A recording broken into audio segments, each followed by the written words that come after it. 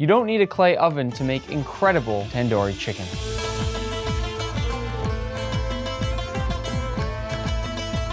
We'll start by making our marinade by going into a large bowl with some yogurt. Yogurt isn't just for flavor here, it's actually a tenderizer. Because it's acidic, it breaks down the protein of the chicken, which is how you get a soft and creamy texture. Next, both lemon and lime. Using both here gives us a more balanced acidity. Lemon is bright and sharp, while lime is a little more floral. And for spices, we're using a 1/4 cup Kashmiri chili powder. I know this looks like a lot, but this is the reason tandoori chicken gets that beautiful deep red color. Then smoked paprika, cumin, coriander, then some turmeric, garam masala, a sprinkle of salt, and a splash of oil. Now whisk it up, watching that beautiful color come together, and very important, give it a quick taste.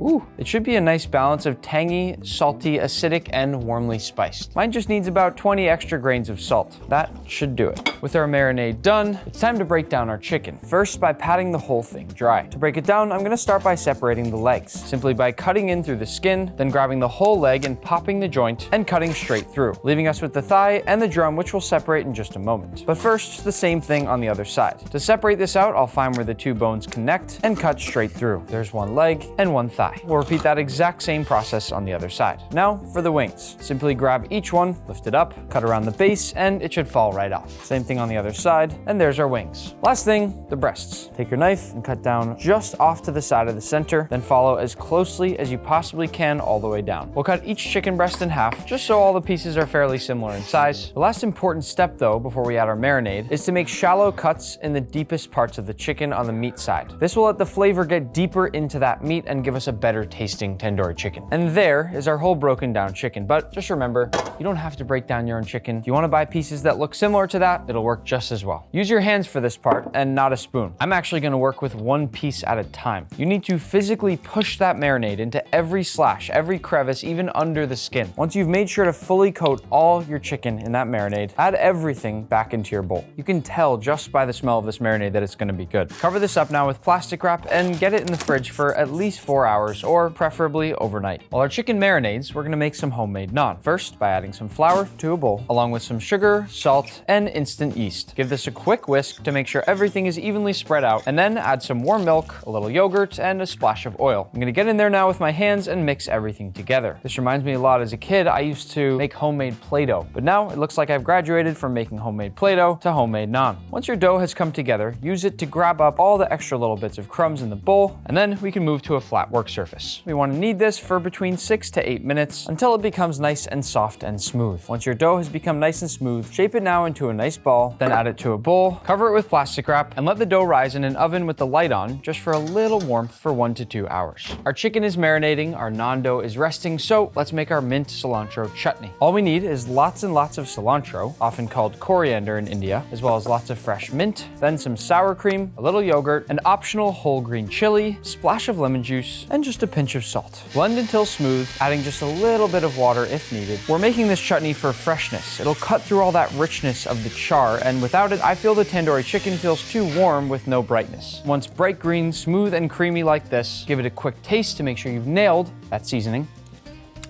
Then cover it up like everything else, and after you dry your optional smiley face, go ahead and toss it in the fridge to get it extra cold. By now, our dough has rested. We'll take the dough out of our bowl and onto our work surface, and do our best to cut it into 6 equal portions. Then, with each of those individual portions, I'll pinch a few of the edges from the sides to create a seam, then roll it on the board to create a nice even dough ball. Some people struggle to create a nice even ball shape, but I find it's easiest if, when you create that seam on the bottom, you make sure it's nice and sticky and tacky, so that when you press it down on your work surface, it sticks and holds there and helps you to create that tension and roll it into a ball. I promise, with a little practice, it's not as hard as it looks. If you want, another way to do it is to almost cradle it and roll it in your hands like this. In fact, this way is probably easier, although it doesn't create as much tension. But luckily, that's not so important for naan. We'll cover these up now with a damp paper towel and let them rest at room temperature for 10 to 15 minutes. And with the magic of making videos, that 15 minutes has already passed. Let's roll them out. Take your dough ball and place it seam side up. You shouldn't need to use any extra flour here, but if you really do, add just the tiniest bit possible. I'll wet my fingers with just a little bit of water, flip it over, and lightly rub this whole thing with water. I want to have a little fun with this naan, so we're gonna add on a couple beautiful leaves of parsley that should just barely stick to that water. Quickly cover the other side with water, and then straight into a dry, very hot, heavy bottomed pan. Oh yeah.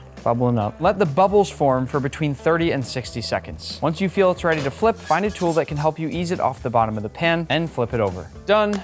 I'm gonna show you this second one without the lid, just so you can see all those nice bubbles forming. Just like with making a pizza, you're gonna learn a lot from each one. Different people are also gonna argue about how much char there should be. That's totally your call. Adding on that lid for even just 30 seconds at one point is very important to fully and properly cook that naan. I think I like this piece here the best. I'll set these aside, and I think it's time to make our chicken. To cook our chicken, we'll add a very light layer of a high smoke point oil, in this case I'm using ghee, to a heavy bottomed pot over very high heat. You shouldn't need much because there's already oil in the chicken marinade, but just enough that it doesn't stick. And now, on with your chicken skin side down. To mimic that really hard sear and char that you'd get in a classic tandoor oven, it's also helpful to press down your chicken, which gives you as much surface contact as possible. The sugars and the yogurt and spices here will caramelize and blacken at this level of high heat. And that's what's gonna give us that tandoori chicken look and flavor. This is a situation where you need those burnt spots. Once you feel you've developed that char, go ahead and flip your chicken. There's a very good chance some of your chicken will be stuck to your pan, so do your best to get each piece off all together as best you can. These are those little bits of char and flavor that I've been talking about. Again, looks aside, this is extremely important for the flavor. Repeat the same process with the rest of your chicken. Once all that chicken's cooked, we are ready to see how this chicken compares to the tandoori chicken I had in India. First things first, let's brush our beautiful homemade naan with some ghee. After putting in all that time and effort to make it, we need to finish it off right. I'm also gonna hit it with a sprinkle of flaky sea salt. Since we're gonna eat this one family style, I'll add down lots and lots of that incredible tandoori chicken, my mint cilantro chutney, then some sliced red onions, a sprinkle of chopped cilantro or coriander, a couple of lemon and lime wedges, and if you wanna be bold, a few green chilies. I know you like when I try the food, but I promised this one was gonna be family style, so I'm saving this one for you. Should have at least grabbed some naan.